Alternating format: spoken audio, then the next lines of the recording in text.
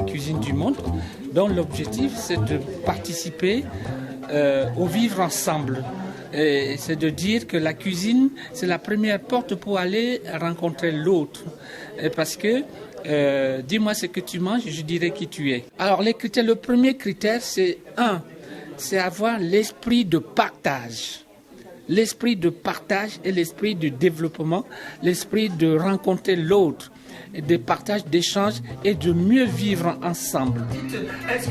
Dites-nous, lorsque vous venez d'ailleurs, entre guillemets, vous avez besoin de savoir également pour relier justement les deux mondes, de connaître un peu vos origines. Donc moi, le fait de cuisiner justement, de faire la cuisine comorienne, c'est en fait revisiter tout simplement mes deuxièmes origines. Donc on ne peut pas effectivement dire je suis que français, je suis que africain.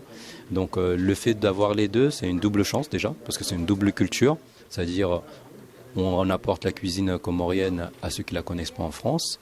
Et par exemple, à ceux qui sont aux Comores, comme je l'ai déjà fait, je vais pour faire de la formation culinaire aux restaurateurs qui sont aux Comores. Donc c'est du gagnant-gagnant en fait. La cuisine rassemble avant tout les cœurs. Parce que quand on est à table, on cherche à savoir qui est à côté de vous.